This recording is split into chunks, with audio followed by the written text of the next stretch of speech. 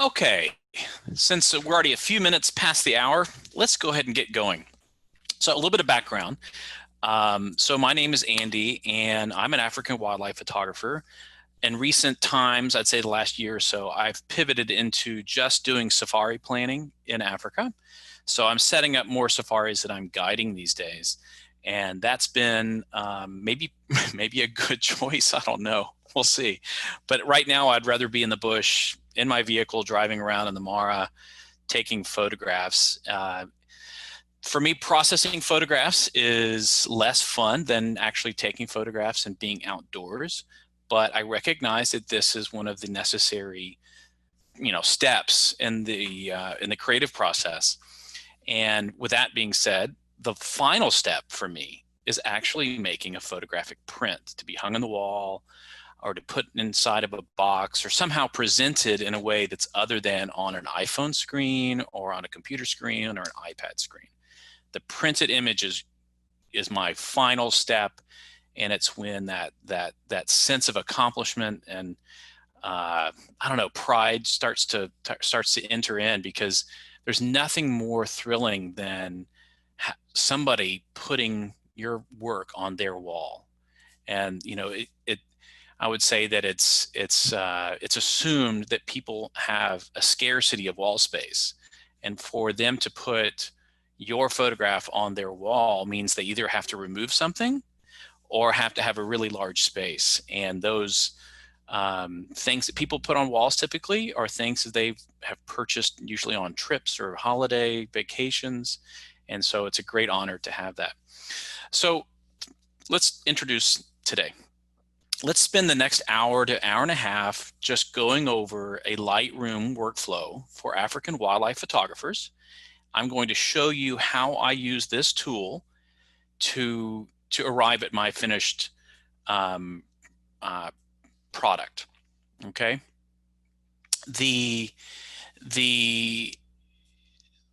Today is not about teaching you Lightroom. If you want to know more about Lightroom and have not used it before, there are plenty of resources online that will allow you to do that. But for today, it's just how I use this tool. Okay. If you need to reach me before, during, after this presentation, just send me an email at hello@andybiggs.com. These days I'm online quite a bit. You might see either my Instagram posts or my Facebook posts, maybe some rants here and there, but I'm around, and please send me an email if you have any questions whatsoever. I'd love to help out in any way that I can. Okay, so the workflow that I do inside of Lightroom is I want to have a streamlined workflow where I don't go backwards. Whenever I work on a slider or an adjustment, it's always going forward, okay? And I don't want to chase my tail. What I mean by that is, let's just say, I'd say most people, when they first get into Lightroom, they open up, they start processing their first photograph, and they go straight for the exposure slider, mess with the white balance a little bit, and then go down to probably the saturation slider. And next thing you know, everything's out of whack if you have to go backwards. So my workflow is all about going from A to Z without having to go backwards, okay? And that means that I build up my adjustments slowly, and I'm not heavy-handed with each one. Everything is small, incremental, and useful. You often don't see the benefits until the very end, unfortunately, so you have to kind of get used to this workflow a little bit. So things don't look quite right always until you're finished, okay? And the next level down, what this means is that I work on the Luminance tools before I work with my color tools. So luminance means light, so I work in my exposure-based tools like whites, blacks, exposure, highlights, shadows. And when I do all of that work, I don't touch any color tool at all. Any of the Hsl tools, saturation, vibrance, none of that, with one exception, and that is the white balance tool. I will do that first, okay, because that does set overall tonal range of the photograph, okay? And this is kind of a minor part of the discussion today, but it's a little bit of how I take my own photographs, and maybe it can help you in yours, which is I like to engage in what I call the adjective-driven approach to photography. And what that means is that I collect adjectives. I don't like go out into the field and take photographs of a subject. I don't really care what the subject is.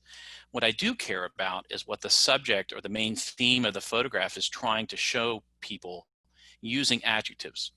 For example, my photographs since the day I started with African wildlife photography in 2002 have all been about trying to tell stories that are timeless, that are remote, that are positive, uplifting, joyful, hopeful, regal. All of these adjectives is what I'm trying to portray, which means usually I don't pick up my camera when like kills are happening, predation. It's just not that interesting for my style of storytelling. So the reason why I'm mentioning this today is that this helps me in my selection. And so often people are asking questions like, Andy, how do you know which photographs you're going to want to process? And for me, it comes down to adjectives. How many adjectives can I attribute to that photograph versus another? And I will make the argument that the longer that list of adjectives, the more successful you are at trying to tell a story or trying to convey a theme or an idea that is compelling. And so if I had, let's say, 20 photographs in a series of just a single animal doing nothing or doing something, if I can find one that rises above the others that shows one or more adjectives, that's great. And that increases the likelihood I'm going to select that photograph. And also, when I'm looking at the elements in a scene, I will take note of all of the different items that exist. And if something has a neutral or positive attribute to it, like let's say a tree that is compelling and beautiful versus a tree that might be half cropped out and not looking very good, that might be a negative. I'm trying to collect as many of those positive elements in a scene for composition and eliminate all of the negatives. So this also helps me with my selection criteria. And so with that being said, why don't we get into our first photograph? Okay, and if you cannot see this photograph of a giraffe, please let me know in the Q&A section. But I'm going to go ahead and jump in. Okay. When processing a photograph, it doesn't have to be wildlife, it can be anything. The first thing to think about is cropping. And why should cropping be first? Well, if you're going to crop a photograph, the resulting crop of what's left inside of that area that you've selected, all of the tools on the right-hand side in the develop module are affected by that crop. So why worry about elements of the scene that don't apply? So the histogram on the upper right-hand side, that is affected by what is left post-crop, okay? So I'm gonna look at this photograph first, and I can click on the crop tool or the R keyboard shortcut, okay? And this keyboard shortcut, this brings up an overlay. In this overlay, I can use the letter O on the keyboard to cycle through the different styles of overlays. And for me, I'm not interested in any of them other than the architectural grid. And why the architectural grid? Because I'm looking for a straight line for the horizon, if it's appropriate, if it was a straight horizon. I'm looking for a somewhat vertical feel of the trees as opposed to them being tilted sideways slightly. So I always use this overlay, and you can keep cycling through them using the letter O, okay? Now, I'm paying attention to this line right here, and I can click outside of the cropped area. I want a straight horizon. And I often do not lock my my cropping presets. I keep it unlocked and I freeform all of my crops. Why?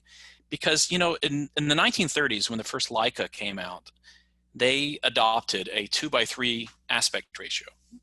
Well, that's man-made. That's just some, you know, lick your thumb and stick it in the wind kind of a number or an aspect ratio. So it's not like that's some sort of golden, it has to be done this way. And so for me, every single photograph is completely separate from the others with aspect. So I'm going to bring up this just a little bit on the bottom and a little bit off the top to give some breathing room for the top of the trees, kind of accentuate more of a horizontal feel. And when I'm done, oh, there's another way. I can also hold down the command key or the control key on PCs, and I can drag across and have it snap that way. So many different ways to establish a rotation of canvas. Let's go ahead and dock that. So now I have a cropped image, and my tools and history on the right-hand side are shown post-crop. Okay. The next thing I'm going to show you, but it has nothing to do with my workflow, is I will use a lens correction from time to time, but not very often. The reason why is I tend to use higher end lenses, shoot with Canon, Fuji, and Phase 1, and those lenses do not have chromatic aberration problems. And also they don't have as much vignetting, but even if they did, I'm okay with vignetting. For the style of photography that I do, I don't mind a little bit of vignetting. And we're going to get into that today. But for the most part, I don't use lens corrections. So that would be the next thing in my workflow. Step 3 would be white balance. Now the white balance is basically what is the color of white. And this is a creative tool. It is not a statistical or a scientific kind of tool in this type of situation. The creativity that you can have with white balance is a lot more than what you think it can be. For example, I might choose a white balance that makes my foreground look just amazing, my terrestrial or my land-based subjects, and I might change the white balance for the sky to make it more blue. And we're going to do that as a part of this workflow for this first photograph today. So I am using a white balance that was as shot of 5100. Well, we know that midday light is 5000, and this was a little bit warmer than that, but it was also soft light. So I'm going to warm up this white balance just a little bit, like 5500. Okay, and I do not work with tint very much at all, if ever. Mainly because this is a way for me to very quickly go off kilter. And so the next step is not exposure, it's not contrast, it's not highlight shadows, it's whites. The next two things I'm going to do is I'm going to establish my whites and my blacks, and what that does is it establishes my brightest pixels and my darkest pixels in the scene. So therefore it establishes what my dynamic range is, okay? And this is basically the way for me to make an image pop more. And when I do this, let's go into whites. I'll hold down the Option key, the PC, it's Alt, and I move the whites to the right. And anything that is non-black is being clipped. I don't prefer that term blown out. Use the term clipped. Clipped basically means no detail. So I'm going to bring this back just to the edge of when that sky is white. And I'm going to do the same thing for blacks, except blacks is inverse. Anything that is non-white is being clipped. So I'm going to establish a black point. And this is a little bit of a, I don't want to say a religious discussion, but I believe a deep, rich black somewhere in the scene really helps anchor the photograph. And it's even more important when I'm processing photographs for black and white. Today, I'm just going to work on a few color photographs. And if you guys are interested or desire this, I can set up another webinar either tomorrow or Monday or Tuesday, whenever it's convenient, to do a black and white only workflow. Okay. And it's a little bit different. And to me, it's a lot more touchy-feely. This tends to be a little more scientifically driven. So let's establish that black. And right now you can see the top of this area I'm setting to be pure black. Why? Because there's nothing in there that's important to me from a shadow standpoint. You know, this is a little bit of a rant, but when Photoshop came out with the highlights and shadows tool back in the mid 2000s, I saw so many photographs being processed where they would just open up the shadows. That sounds great, right? Oh, if it's there, I want to see it. Creatively speaking, that's the worst thing you can do. Why? You are telling the viewer of the photograph that there's something worthwhile there and that everything on the scene is equally important. I make the opposite argument. I say, shut down some of the shadows when they don't make sense, when they're not important, so that people's attention are on the other things that are important, okay? I would like in this photograph to have people focus more attention on my main subject and what we call a subdominant subject in the art history world. And if you think about everything in this scene as being on a stage, like maybe it's an opera or maybe it's a play, that these are all actors and actresses on a stage, and there is an implied relationship between them because they're there, because you've chosen to take the photograph and include them. They're there, and there's an inherent relationship between them. And we're back to the whole the adjective-driven approach to photography, which is if I have more than one species of wildlife in a scene and they have this implied relationship, I'm probably going to get more adjectives out of that as well. Okay, so a little bit of talk there. So we've set our whites, we've set our blacks, and now I go up to the exposure slider and I move this around with no keyboard additions at all until it quote unquote looks good. Often with a photograph that has a low amount of contrast and I'm having to pull the whites farther to the right and my blacks farther to the left, you might have to be more extreme with this exposure slider to try to distribute the values between those between the white and black points. And it won't look good when you're just touching whites and blacks. It will only look good when you adjust your exposure. Okay. And by the way, I'm looking at the Q&A and I see some people have requested for me to do the black and white workflow. So hey, let's set it up. Let's have fun. Okay, so now that we've done the whites, the blacks, we started off with the temperature, the white balance. So we did whites, blacks, exposure. I skip across contrast. For a color workflow, I'm not a fan of working with a contrast slider. Why?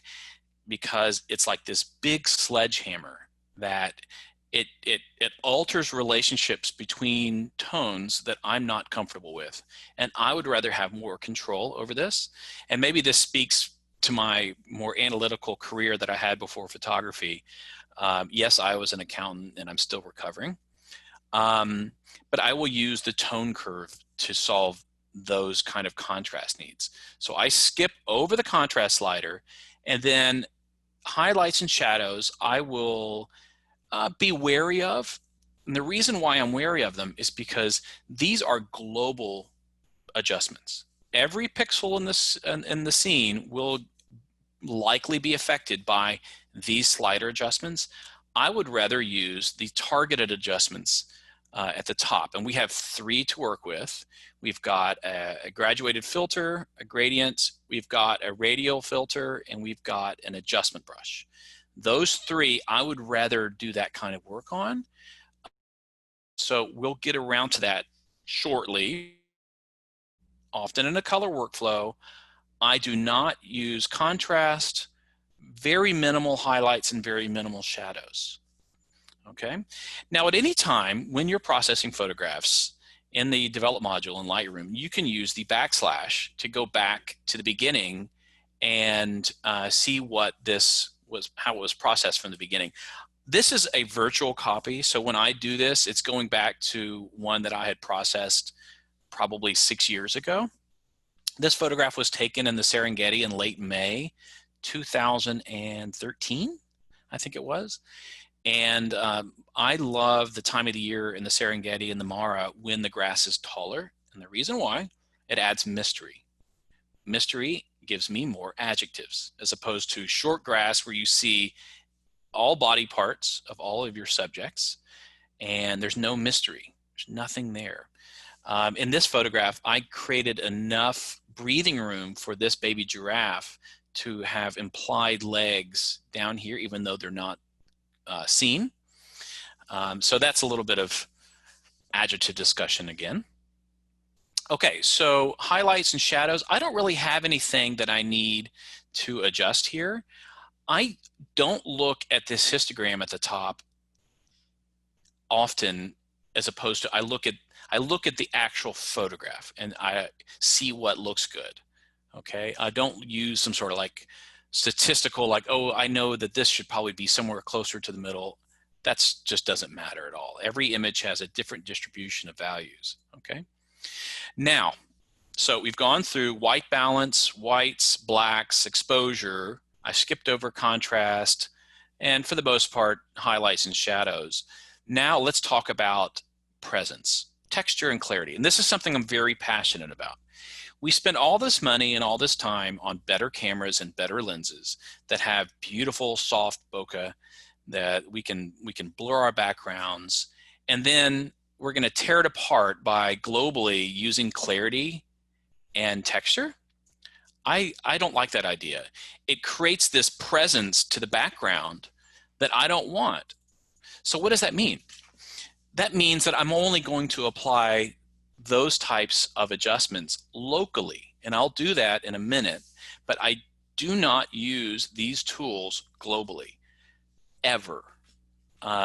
It doesn't mean I don't like them. I do like them. I just want to have control over them and where they work. So I like this beautiful background that's blurred.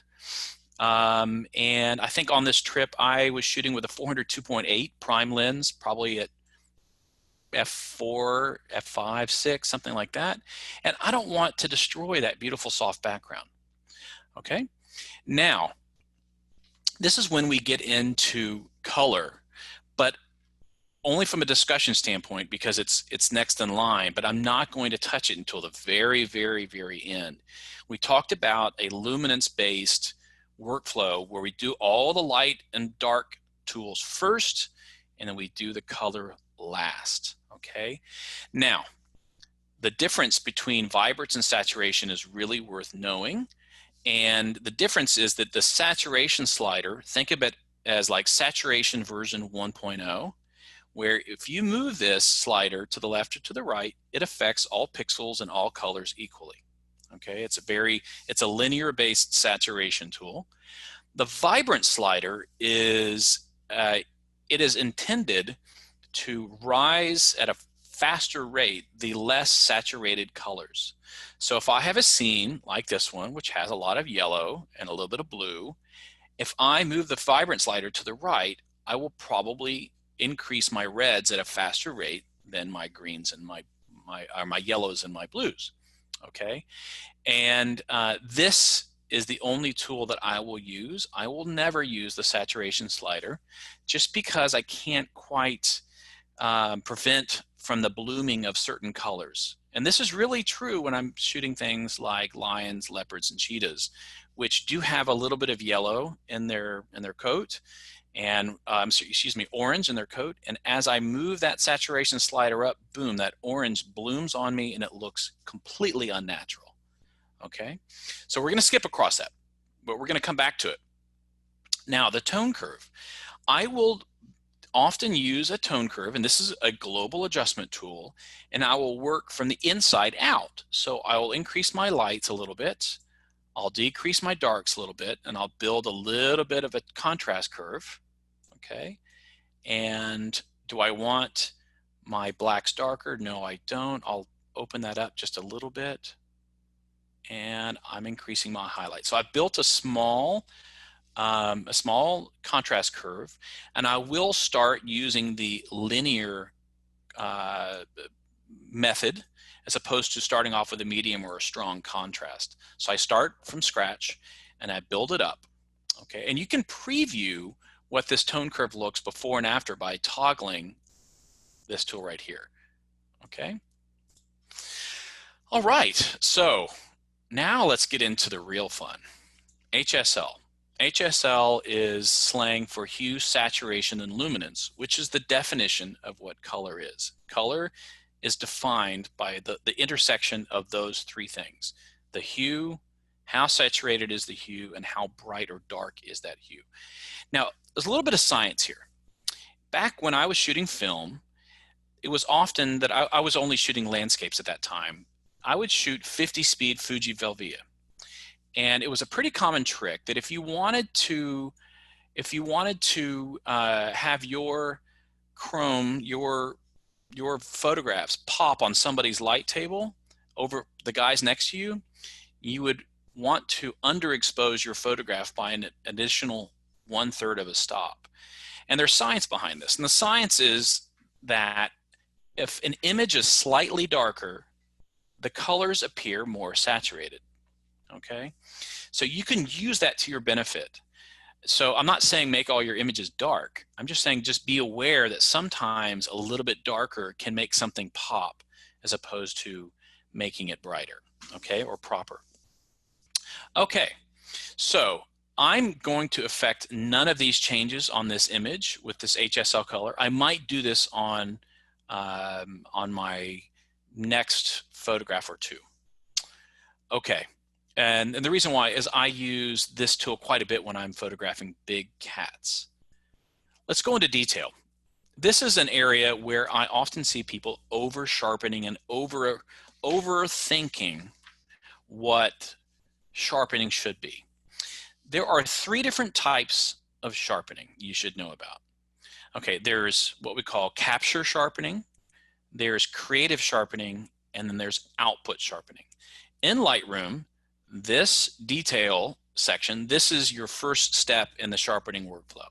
So this is a global sharpening adjustment, and then using one of these 3 localized tools, the gradient, radial, or adjustment brush, you can add some additional sharpening to very specific areas.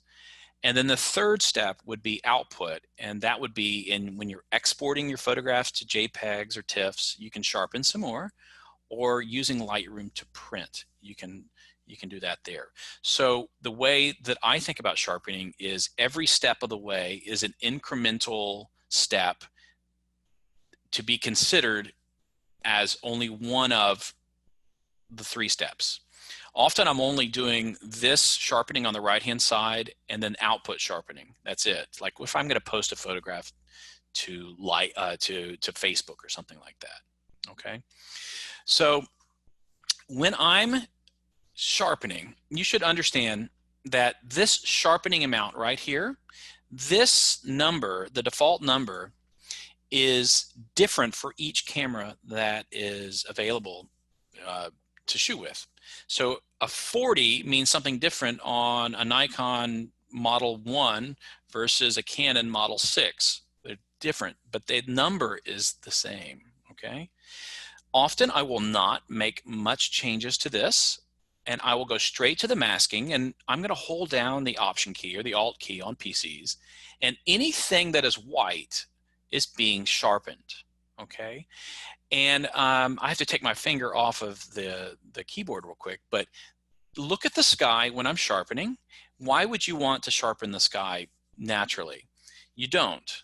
So you would want to move this mask down until things like the sky have no white in them. It's pretty simple, right?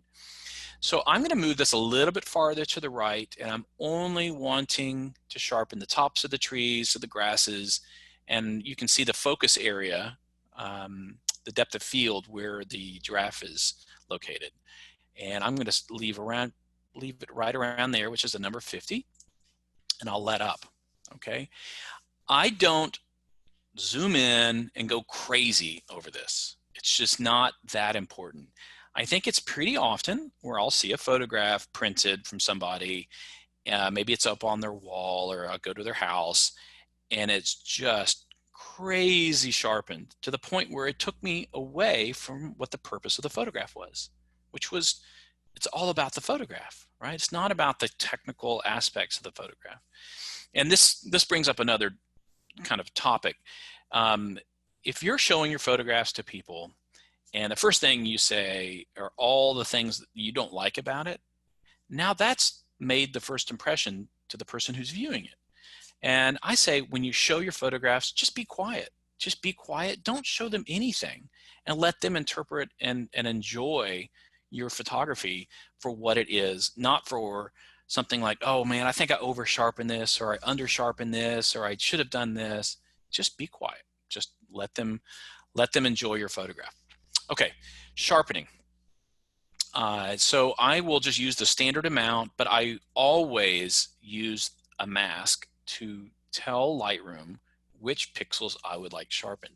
Now keep in mind that as you go through your photographs and you're sharpening them, those that have higher noise, well, you might have to move this mask farther to the right, okay? Because there is more noise that's naturally going to be sharpened. So you have to kind of play with this a little bit. And this is one of the challenges of high ISO photographs. And noise reduction. Okay, noise reduction is something that I will rarely touch until I've made my print, or I've outputted the photograph to a certain size, like for Facebook, and I will look at it and think, oh, is this good or not? The more you apply a noise reduction, the more acuity you're removing, the more sharpness you're actually removing, and that's bad, right? So I will often not use noise reduction that much until I've seen the final output, and then I'll go back and I will adjust it. And when I do adjust it, let's say it's a high ISO photograph that I improperly exposed, might have been, let's say, a stop underexposed, and it was late in the evening and we're heading back to camp, 25,600 ISO, just something crazy. Yeah, I know I'm going to do some noise reduction, and I'll go ahead and proactively do it. And it's probably going to be limited to somewhere between 10 and maximum of 20. Anything more than 20 makes images, it starts to look a little bit like clay. That's the best way to describe it. It's just a little too overdone. Okay, so we've now gone through global changes. Now let's do local things, okay? What I want in this photograph is for you to pay attention to my subject. And how do I do that? So I might darken the sky a little bit. I might darken the foreground a little bit, soften the foreground a little bit more. And yeah, let's think about ways of doing that. There are two main ways that I would go towards to make the center more the focus. The first is using the gradient.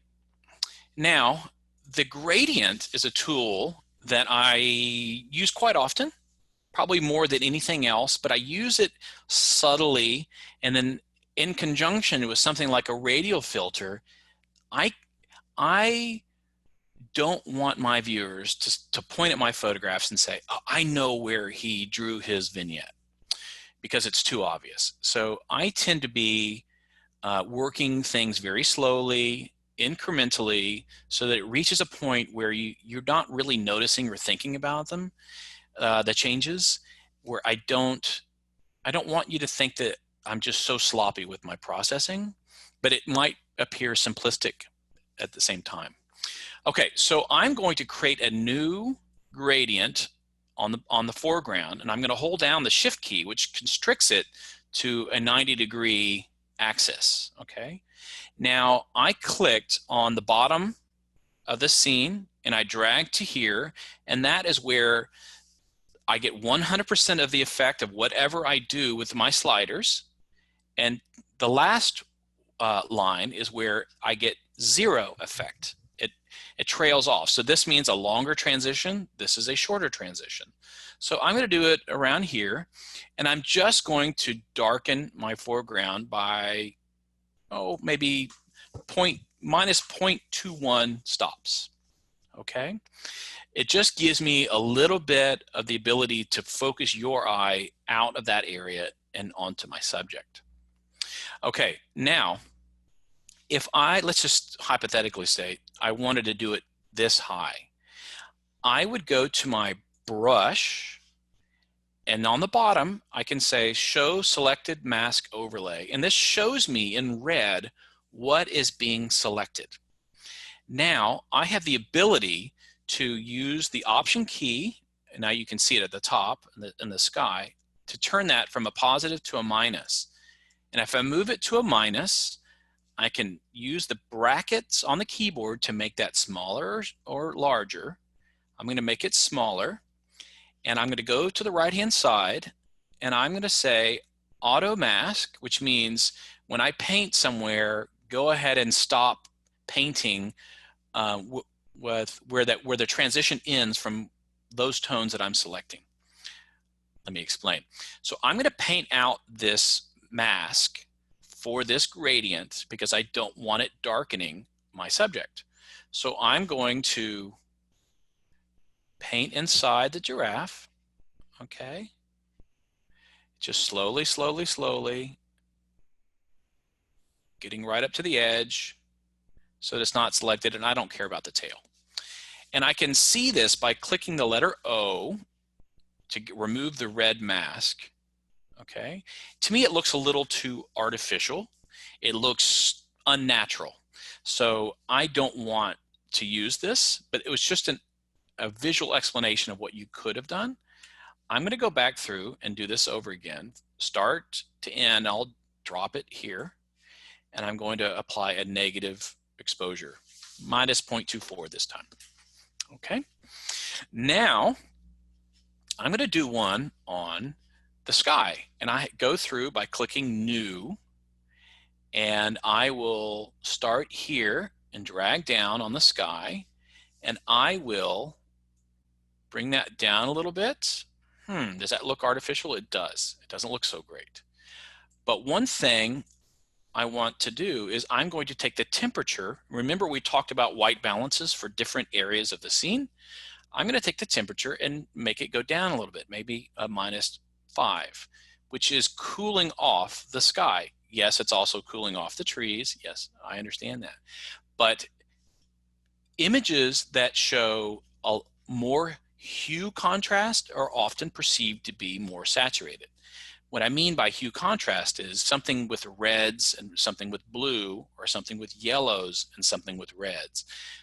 The RGB color wheel, if you're pulling those hues apart and you're accentuating them, it appears more saturated than it really is. So I don't have to resort to saturation-based tools, because every time you touch that vibrance or saturation slider and you move it to the right, you're actually increasing whatever color cast you had in that scene. So you're making your problems that are in there somewhere, you're making them worse. You're also potentially adding more noise. So I'm not doing that today. I'm just slightly cooling off my sky. All right. So now we've done a gradient on the foreground, on the sky. I'm going to now use a radial filter. Okay. So I'm going to draw an ellipse here because I would like the outside left and right to also have a little bit of vignetting on there. not too much, just enough to draw your eyes towards the subject. So this is how I use the tool, which is maybe a little bit different than other people, but I will do a negative exposure, maybe minus a third of a stop, something like that. But at the same time, I will use highlights and I will increase them. Why is that? Let's take it for an example. Here's the sky. This is a fairly bright tonal area. If I use the exposure slider to make this darker, which I just did, anything outside of this circle, I was making it darker. That exposure slider affects so many tones. It's not just midtones, it's not just highlights and shadows. It affects a very, very broad range. And you can look at the histogram. Do you see when I move my mouse over each area of the histogram, it shows you what is primarily affected? So these are blacks. This is exposure, this is shadows, exposure, highlights, and whites. It basically spells out what it is affecting. And yes, I can click this area and move it around, okay? But I'm not going to mess with that now. Okay. This, when I make a negative exposure adjustment outside of this radius, it is affecting my whites to the point where you're going to see where that vignette starts and ends. You're going to see that. So if I move my highlights back up, it hides it a lot better. Okay, and it just starts to take some of the midtones and shadows and makes them darker. Okay, so minus exposure, positive highlights, and my feather, my default is usually closer to 75. The system's default is 50. Okay, and this transition is often too fast, meaning from here to here, I would rather extend it farther. This is what the feather does, and I can show you what this is using the mask overlay. And let me just be very dramatic about it. I'm going to move my exposure down. Oops. I'm going to move my exposure down, and you can see the transition from inside and outside using this feather. If I make it 75, it gets a lot softer. The transition takes longer to build up that effect.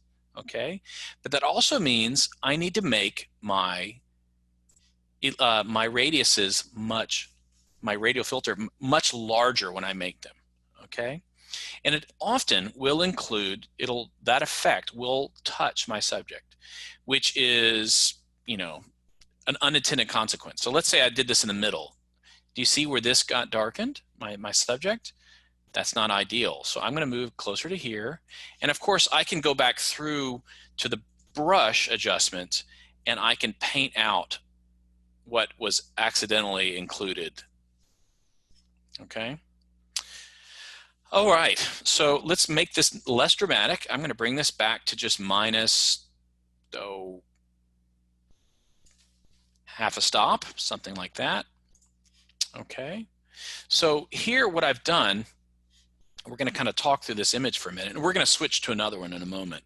So we've done the white balance, we've done the crop, we did white point, black point. This is actually a little too bright. I messed with this. No contrast. I skip past the highlights and shadows. I don't use clarity and dehaze and texture globally. I will paint them when appropriate. And we will get into that in my black and white workflow, which it seems there's enough interest to do. Then I will hit the tone curve. And have you noticed that I haven't even touched vibrance or saturation yet? Okay, then Luminance Tools, Hsl Tools, excuse me, detail, noise reduction, back to the top, individual adjustments, and then finishing off with a little bit of color. So I'm going to finish off with a little bit of vibrance just to give it a little bit of a pop, and then we're done. Okay, so that was the first one. Let's get into another one. And someone asked the question, do I use the post-crop vignetting tool? The answer is no. And the reason why, and let's just kind of visually go through that. Let's go back, and this post-crop vignetting tool, it assumes that everything's in the middle. and I don't like that. I can do the same thing using the radial tool, but move it around to where I want it to be. So that's a really, really, really good question. I also have more control with the radial filter. This one gives me the amount, a midpoint, roundness, feathering, and highlights, versus if I do it here, I have all of these sliders here. I can make blacks go blacker. I can make my texture and clarity go up. I mean, I can do so many more things. And I didn't need to do it on this image, but often I will use a negative clarity on outside of my selected area using this tool. Okay. Okay. So let's get into another image that I think has a few more challenges. This was taken in Botswana a little over a year ago, and we were actually setting up for sundowner drinks, and these bulls were playing in the water, and it was wonderful. It was a wonderful afternoon. So let's go through here. I think we've got a beautiful sky, we've got some clouds, we've got great subjects, and often in photography, we're photographing shapes. We're not photographing action. We're not photographing color. We're thinking about things as they relate to being shapes. So if you were to think about the elements in a scene as being square, rectangular, circular, oval, triangles, diagonal lines, that will really help your photography, because it'll start to make sense when you have these building blocks. You know, photography is the opposite of like what a painter engages in. Painters have this wonderful luxury of having a blank canvas. They add what they want, where they want, the size they want, the color they want. And that's great. Photographers, especially nature photographers, we don't have that luxury. What's in front of us is what we're photographing. And yes, we can move the vehicle or the tripod to shoot at a different angle or different location. We're also shooting with different focal lengths, so we can include or exclude. So I would say that a painter, that's an additive process. They're adding things to the scene. Photographers, it's a reductive process. We are reducing things from the scene to try to simplify that kind of theme or idea that we're trying to sell, right? This is salesmanship. I'm trying to sell people on a moment in time that I experienced. Okay, so some challenges that I see with this photograph. Well, there's not a lot of shadow detail here, but I was shooting it in such a way, I think I was underexposing by a full stop and a third. I didn't want to overexpose these tusks, and I wanted the clouds in the sky to pop, to have an adequate white. So when I'm in the field, I'm shooting auto ISO, and I will put in an exposure compensation, and I basically select my f-stop and my shutter speed, auto ISO, fill in the ISO, and then I use an exposure compensation to affect that. And basically it moves the ISO around. And so in this instance, it was definitely over one stop compensation to try to protect all of those beautiful highlights that we have. Okay, let's get into the photograph. First step is what? It's cropping, right? So let's go ahead and crop. Here we've got a crop, and you can see that I was doing a little bit of work earlier. Here's the foreground. Let me show you that. It looked a little too unnatural. So let me go ahead and reset the photograph. It looked a little too unnatural. This was the beautiful grass in the foreground. I think I'm going to remove that visually. Just kind of get up closer here. And I'm going to rotate the canvas by holding on the outside of the canvas to try to level this out. And then I'm going to bring down the sky probably to right here, the top of these clouds. I'm trying to have a more horizontal photograph here because that's where the shapes are driving this composition. And remember, when I do this, I do not lock my aspect ratio. It's completely freehand. Okay, so I'm going to click the letter R, and I'm going to lock in my my crop. Okay, now the next thing is white balance. Now this is where I think you can get a little bit crazy. There are some photographers in my kind of African wildlife world where I think everything has an inappropriate amount of warming, where it just looks warm all the time and it looks fake. And the reason why it might look fake is because we're still looking for a realistic color of white. Okay, now what is realistic? Well, that's very subjective. That's extremely subjective. But clouds are usually a good thing to take a look at, and we can use the dropper tool and go up and inspect those clouds, and you'll see that red is 88.2%, green is 86, and blue is 83-ish. So this scene has a more abundance of red, or the scene, these areas that I'm sampling have more red than green, and especially blue. So we know that it's a little bit on the warm side to begin with. Okay, and I'm okay where it is right now. To me, this looks realistic, and unfortunately, in color photography, we have to live inside of this box of believability. This box of believability drives people's perception of, you know, what's real, what's not real, and they'll point at our photographs and say that's oversaturated, or that's over this or over that, and that's unfortunately the kind of world we live in. It's the color world.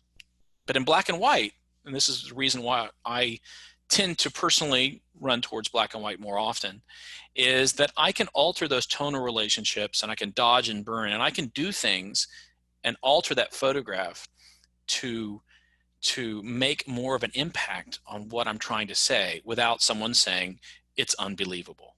Okay, I do not like constrictions on creativity. I think it's, I don't say dangerous, but I think it's just this one thing that hovers over us when people are judging our work based upon what's believable. And I think that box of believability gets a lot bigger in black and white than it does in color. So given this box of believability, let's stick with this white balance for now. Okay, so next step, whites. I'm going to hold down the Option key. I'm going to bring the whites up. Obviously, I'm being a little overly dramatic here, but I'm going to bring them down, and I'm okay with like a specular highlight. You'll see that I've got some highlights right here on that tusk. I'm going to slowly bring it down right to the edge. Okay, and then I'm going to do the same with blacks, but I don't have much room. If I go too far, everything's overly blocked up. And if I keep it kind of where it is, that's really where I want it. You'll notice, like right here, there are some dark pixels, and I'm okay with that. Why? Because there's nothing important there. It's not that big of a deal. So what I'm going to do is I'm going to adjust for this later. Right now, remember, we're dealing with global luminance tools, whites, blacks, exposure, everything else, and then we will go in for more targeted type adjustments a little bit later, especially opening up the shadows on these two beautiful bulls. Okay, and we talked earlier about shape. I took a bunch of photographs in this series, and this was the only one that really stood out for me because we had the shapes of the trunks separate from each other, and that made it a lot easier for me to work with from a shape standpoint. I'm unhappy with this other male that was back here, but it is what it is. There's no perfection in nature, that's for sure. So we've adjusted our whites, we've adjusted our blacks. Now we can go through exposure and move exposure around. You know what? It's kind of looking good as it is. I'm just going to open it up just a little more, maybe a tenth of a stop, pushing to the right. And I'm going to leave it there. Contrast, skipping right over that. I want my tone curve to do the contrast for me. I don't want a sledgehammer. This is a great quick tool if you just have something like maybe you were photographing with an iPhone and you just want to quickly adjust it. Yeah, that's cool. That's great. But for photographs that matter to me, I'm not going to be using that contrast slider for color photographs. For black and white, sometimes I really rely on this quite heavily. So we're going to skip past that. We've got highlights and shadows, global, Do I want global highlights increased or decreased? I might, I think I'm going to leave them at 0, and I'll tell you why. I'm going to put a gradient on the sky in a moment where I'm going to do that same work and only leave it to the highlights in the sky for these beautiful clouds, but I don't want this affected. I'm going to do this separately, this tusk, and then shadows global. Now, if I start moving this to the right, everything in the scene, including my foreground and everything else, gets affected. But it is a great preview tool. You know, Andy, at what point do I get enough shadows on my subjects? I'm like, oh, it's plus 54. This looks kind of good. Okay, I'll take mental note of that, of how far I had to go to get what I wanted. Okay, again, this does not look like a great photograph yet because we're just building everything up slowly, slowly, slowly, nothing too crazy. Texture, clarity, not going to touch them, not yet. I might do it locally. Vibrance and saturation, remember those are color tools. We do with them last. Tone curve, I don't think I have a lot more I can do with this histogram and this photograph with the tone curve because it's global, remember, and I like where my tones are here. I like somewhat where my tones are here in the sky. I like them in the water. I kind of like them in the foreground. I might darken it actually a little bit more. So if I do anything here, everything gets affected, and I don't want that, okay? So I'm going to skip over Hsl Tools for now because I am going to use it later, but I'm going to use it just on blues. And remember, we talked about how if we darken something, it makes it look more saturated. And I have kind of a term that I've used. I call it the poor man's polarizer, where you can bring down the luminance of blue or any other color, and you can take the saturation up, and it kind of mimics that same effect. But I don't want to do it now because it's a color-based adjustment, and I don't want to do that early. Okay, we're going to do a little bit of sharpening. I'm going to hold down the mask. We're going to slide this over to the right, and I'm going to stop about right there. So anything that was white is being sharpened. Bright white, sharpened a lot more, and anything that's black is not, okay? No noise reduction necessary at this time. Now let's go up. I'm going to build a gradient. Now we're getting into the local adjustments. And the local adjustments here is what's going to make this image sing. I'm going to use the gradient filter. I'm going to start it about right here. I'm going to hold down the shift key, and I'm going to make it go down to about here. And I'm going to bring the exposure down, okay? And I'm going to make it go down a little bit farther. And yes, it's affecting my subjects. So I have to paint them out later, most likely. A little bit of minus exposure.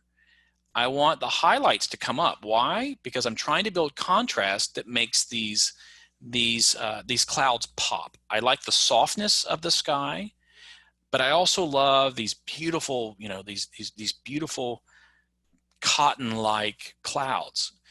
I think it's often used by people to take the clarity slider and use that to make the clouds pop more.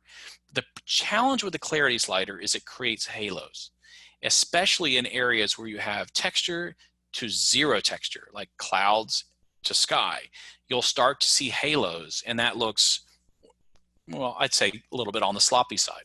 So maybe just bring that back a little bit, do a little bit of clarity, not too much. Bring that exposure down. You're bringing the highlights back, and maybe even the whites. You're trying to build contrast in the sky, not necessarily darken the sky. Does that make sense? You're trying to build contrast for the things that are in the sky, aka clouds, and you're trying to not make it be over accentuated, because I want your attention on these two subjects. I don't want your attention up here. This is, and we talked about this, this is like the stage. We've got dominant actors and actresses, we've got subdominant actors and actresses, and then we've got supporting cast. I think the clouds are the supporting cast. They're there, and they're helpful, and they add that positive attribute to the photograph, but it's not the main show. So let's process them in an appropriate way, but don't bring them to the front of the stage. So let's dock that tool. And I hope this is making sense. I'm looking at a lot of these questions, and I'll probably address them at some point. Someone asked, why didn't you start the edge from the top of the sky?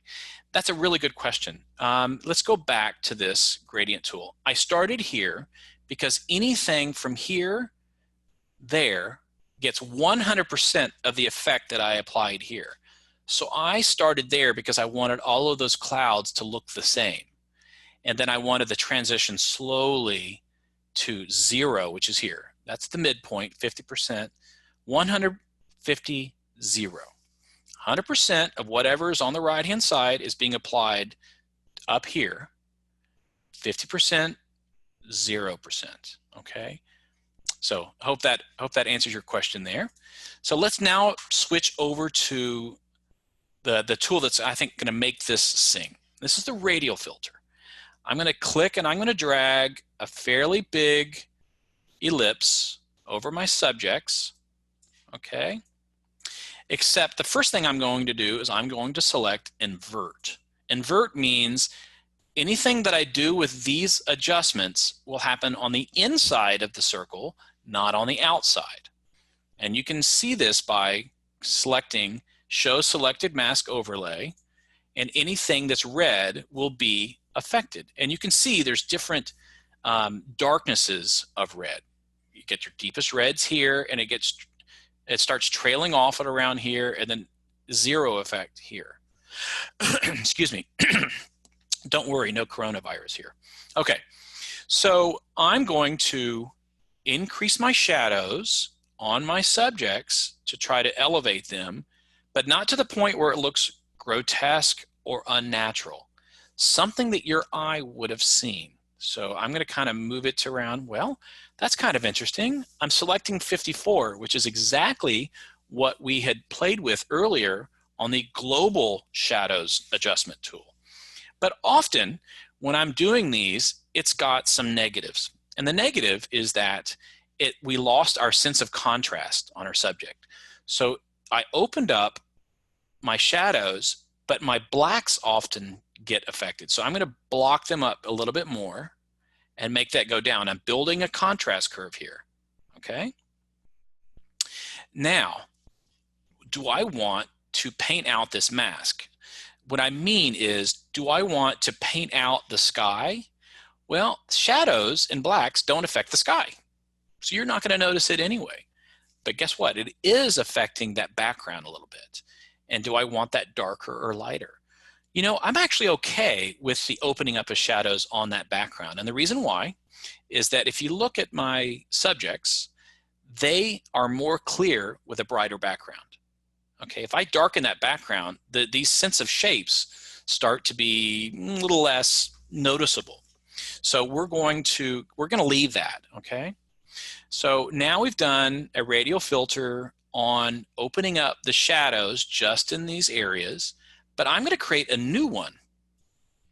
I'm going to create a new one that's much bigger, and I'm going to not invert it, which means I'm going to work on the outside of this ellipse, and I'm going to darken by, a 1/5 of a stop.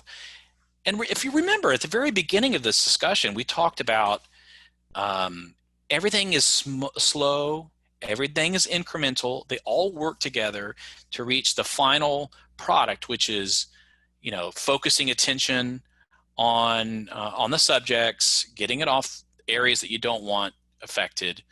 And this is just one of those extra small little things that just adds a little more focus to this middle part of the scene. I'm going to go back to the graduated filter, and I forgot to do this. I'm going to darken the foreground a little bit, but I'm going to throw a little curveball here. I'm going to darken it. That looks okay.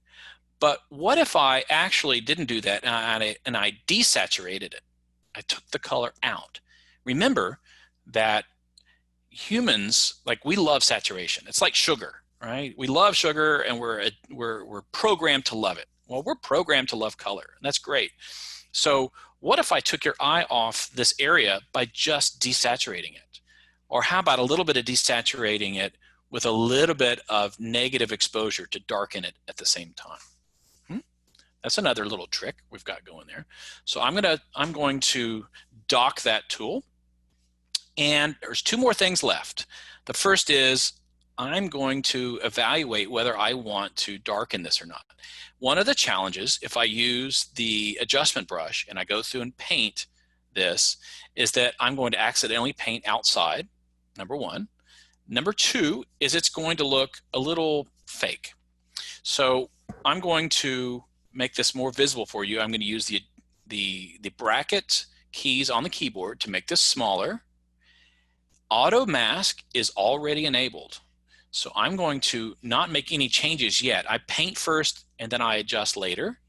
But I want to see what I'm selecting. So I'm going to say show selected mask overlay.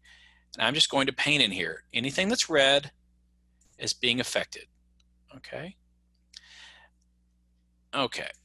I went out a little bit too much, so I changed to the option key and I paint out anything that I accidentally selected. And I click, oops, the show selected mask overlay, it goes away. And now I take my highlight slider and I move it down. Okay. I think there is a natural tendency to go straight to the exposure slider and bring the exposure slider down. But that I don't like. And the reason why I don't like it is that it makes your darkers darker. So you're increasing contrast. And that's not what I want. I actually want less contrast.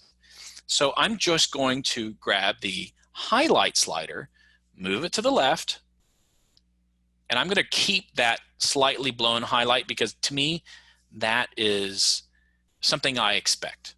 It's a shiny piece of a tusk, okay? So now we've got an adjustment there. I'm going to click Command minus and zoom back out. Now, what else can I do?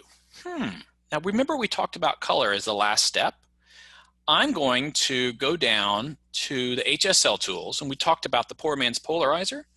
Let's click on the luminance item.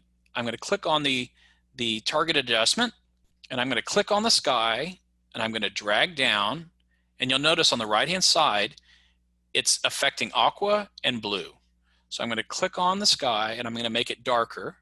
It's also affecting the water a little bit. So I'm going to just make it go down just a little bit, but I'm going to go to the saturation tool, and I'm going to click and drag up. Or maybe I'll click on the blue down here and click and drag up. And it just slightly makes the blue pop. So before, after. Okay, it's very slight, it's very subtle. And again, we're just slowly building up this photograph to be more what we want without major changes at every step. And the overall goal for me is that when I make these processes, these changes, they're not so dramatic to where it just you get lost in the photograph, and then it comes out looking like this color experiment. That's not where I get my enjoyment. And looking at this, I think I can make the sky a little bit darker. So I'm just going to go back and darken it just a little bit more. And I can go back to the radial filter on my subjects. I can open up the shadows just a little bit more, like that. Okay, I'm happy with this. I'm happy with this, but it needs a little punch of color at the end, and then we're going to use the Vibrance Slider to pump it up, and we're there. Here we go, maybe right there. So I've slowly built up a photograph where it's not one big wham bam thank you ma'am type of a change. Small incremental improvements. I don't typically work with global changes as much as I do localized adjustments. All of the global changes are done just so that I can establish my tonal range. My overall tonal range of the photograph has less to do with individual items. Now, I kind of glossed over something that I think we should talk about. And we've talked about clarity and texture. And these are basically sharpening tools with different types of radiuses. And often, if a subject needs it, I will go through with an adjustment brush and I will paint my subject, okay, like here. And I'm using the keyboard to change the size of the brush. And I'm using auto mask so that it constrains my selection within this area. I'm being very sloppy to illustrate a point today. Okay. And I'll go through here and I'll just select the ears. Oops. Got to paint that back out. I'll do it just to select my face and ears. If there was a lack of contrast, which we don't have a problem with here, or a lack of punch, I will use that clarity slider on very specific areas, on very specific subjects. And I don't get very hung up with painting perfectly. I do stay away from edges often, and that's because I want my effect to be, well, for it to roll off, if that makes any sense. I don't want these perfect edges because, you know what, that's noticeable. People notice stuff like that. So I'm going to uncheck my show the mask, and I will increase my clarity by a little bit, maybe my blacks down a little bit, and maybe my shadows just a little bit more. Something like that, okay? So again, clarity slider, texture slider, not global, painted for very specific areas, and usually near the end of my adjustments because it can start to look really gaudy. It has negative effects to it, okay? Now let's go to another image. And how about one, let's go to one, we talked about cats, so why don't we do this one? This one has a lot of color. This was taken in the Okavango Delta about 10 years ago. Oh gosh, this was, yeah, 10 years ago, and we have a lot of color, a lot of natural color. We have a lot of oranges, yellows, and blues. And you have to think about this. Most grasses have more yellow than green from a color sense. So when you're working on these adjustment tools, don't immediately think that green will adjust your grass quite a bit. Usually yellow is your preferred color. So let's go into the adjustment in the develop module. Do I want to crop this? Yes or no? I don't know. I don't think so. I don't need to rotate the canvas. I like the foreground, the blurred grasses, the blurred reeds. I like the background. You know, if anything, I would love it to be just a little more horizontal. I do like images that are not like 2:3 ratio. I prefer to like ones that are a little bit skinnier, a little bit wider to kind of show a sense of space. If I crop too much on the foreground, I feel like we take out the assumed legs that are underneath the water, and that's bad. So let's just leave it where it is. So first thing after cropping is what? We might have done the lens correction. I'm not going to.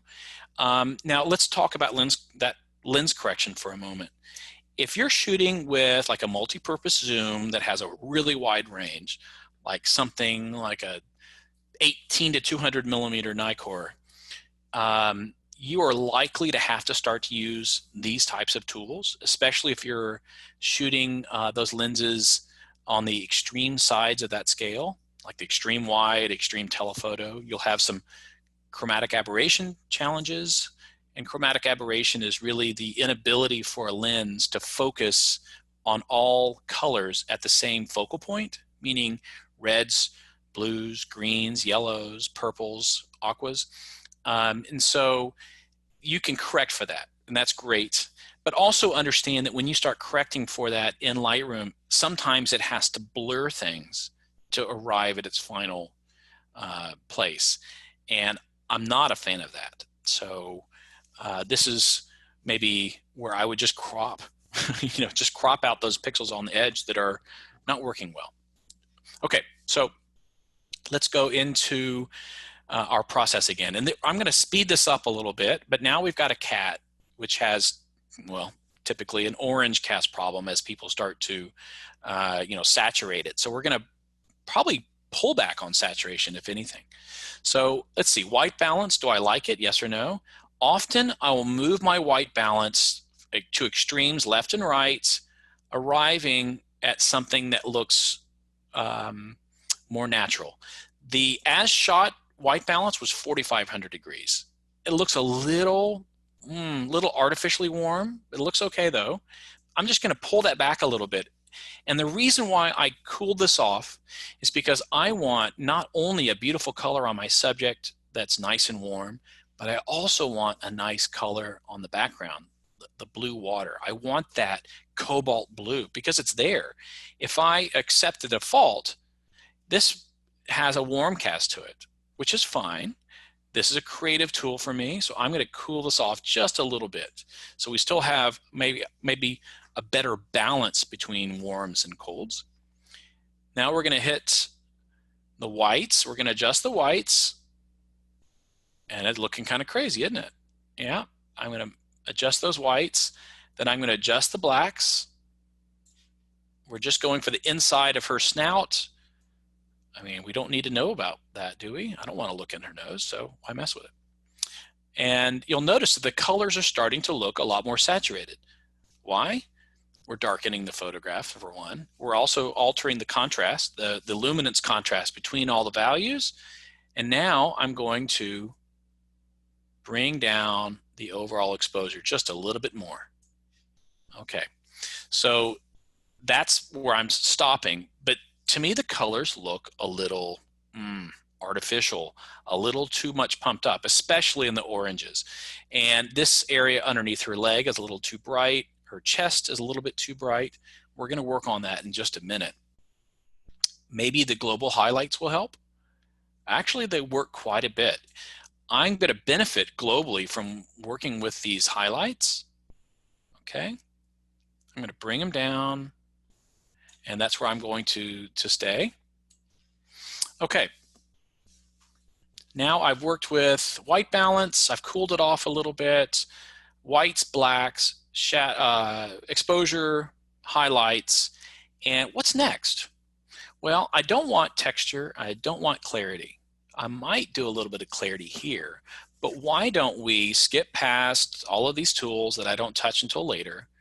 The tone curve, gotta say it, I like the global contrast for this image. It's got beautiful blacks, darks, it's got some nice highlights of white. Everything is kind of where I want it to be. So why don't we get into doing a radial filter? And if you'll notice, I am speeding up a little bit because you've already seen this. So I'm setting that radial filter and I'm going to rotate it a little bit from the outside. And then I'm going to bring down the exposure by 1/3, but I'm going to bring the highlights up. What this means is the highlights outside, not on the inside. And it's just my attempt to use this tool to hide where that vignette is actually happening. Okay, it helps hide it for me, and that's what I want. So a little bit of minus exposure, a little bit of highlights to bring back the highlights outside, which there aren't many. And then I think I'm going to use a negative clarity, like maybe -5. And what that does is it softens outside just a little bit more, drawing your attention right to that middle where the subject is. Okay, I'm going to dock that. I'm pretty happy with this. There's one thing that I'm not too happy with, but we'll get to that in a minute. I didn't mess with the sharpening because I'm just going back through the same old things, and I know I'm running up against the 1.5 hour kind of target time. And if you guys want me to go for longer, man, I will go for hours. I'm like an Energizer bunny. But I think for the purpose of illustrating what these tools do, we'll stop at that. But I will come through the Hsl tools. The saturation of orange is just a little bit too much. So I'm going to take the saturation, take the target, click on my cat, and I'm going to drag down and just desaturate her just a little bit. Just a little bit, because I think our minds want to believe that these lions are more yellow than orange. And yes, that color's there, that orange, but let's just pull it back a little bit. I can't tell you how often I see photographs of big cats that are orange, that are, you know, when they get into Lightroom or whatever their processing tool is, they get in and they go straight for the exposure slider and straight to the saturation. And then it just looks gaudy. And it takes a lot of work to undo those two destructive things that were put very first in the workflow. And I think those are very destructive. Okay, so we're going to go back through and I'm going to bring that orange down just a little bit. I don't want to remove it all. No way. Because that she's looking into the sunset and it's just a beautiful, beautiful, beautiful, beautiful color. Okay. Okay. So there's a couple of things that we haven't gone over.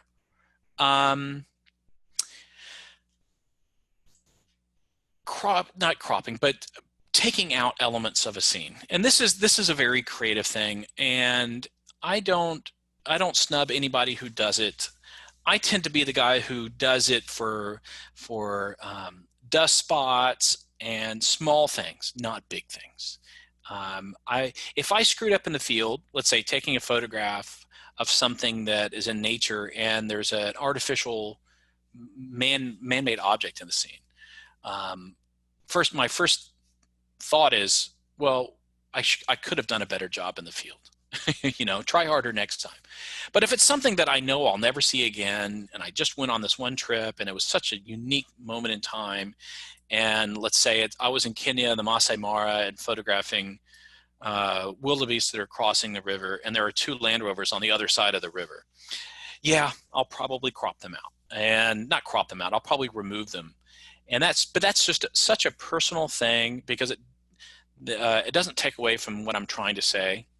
And it's, you know, this is, in my view, fine art. It's not like I'm shooting for a magazine and it's an editorial type of situation.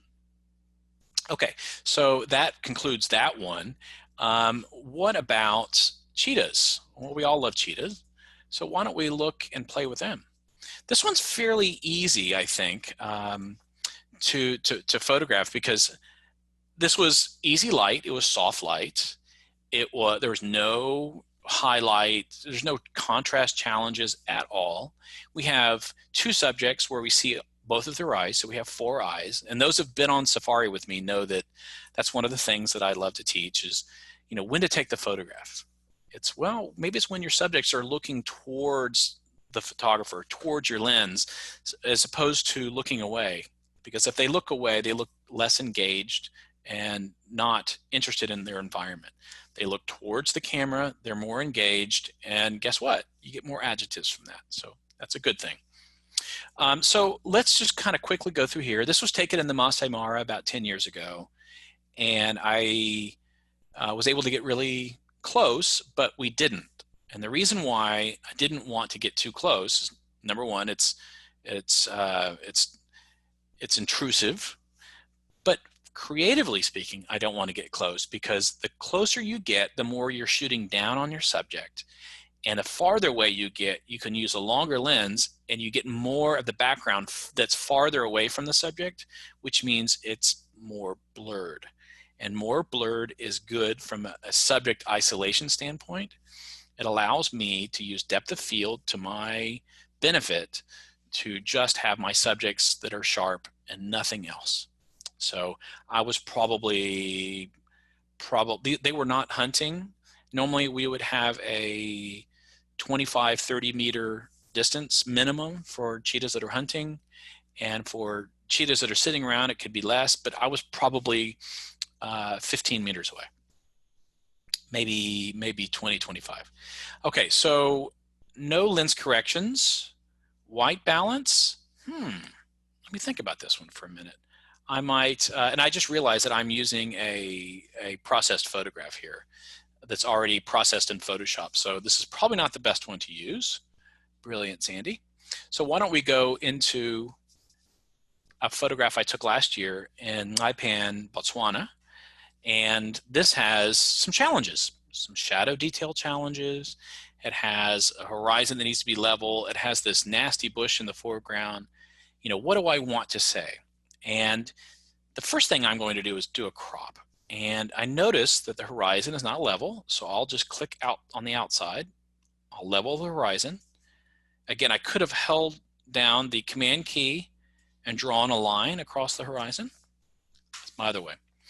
But I actually think that this would make for a wonderful square. This is a wonderful square photograph, and I can click on the right-hand side and restrict the image to just being a square. Okay. How about that? As much as I love those zebras in the background, I don't think that they were adding enough to this photograph to participate very much. It was all about this perfect symmetry and separation of these giraffes that were walking towards our vehicle that, hey, let's just kind of isolate on these subjects. This will not take a ton of time to process because it's kind of, well, really easy. So the white balance, warm, warmer, cooler. No, not cooler.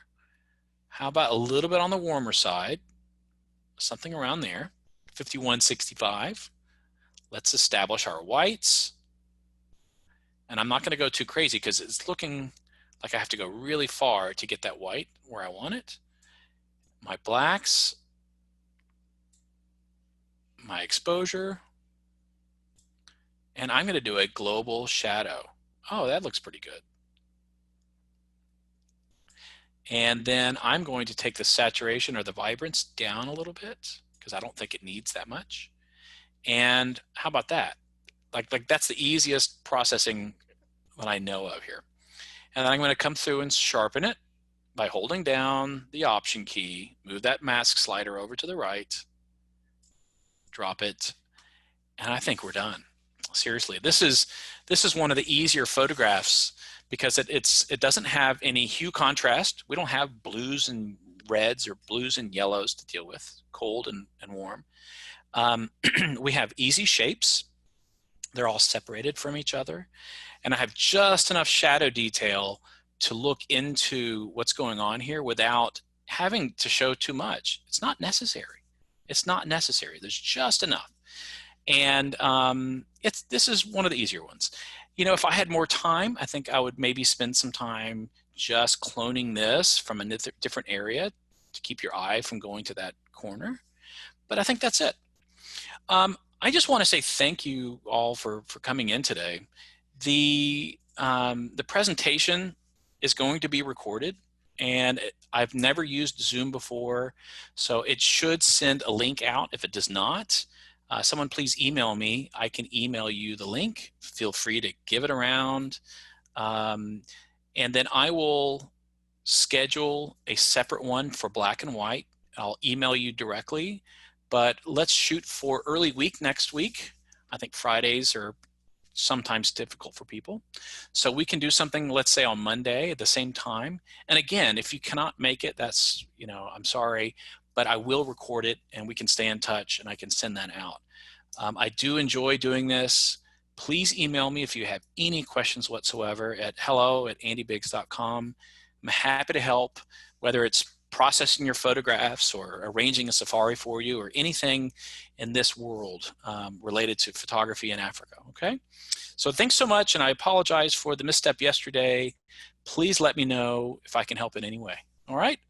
Have a great day and get outside.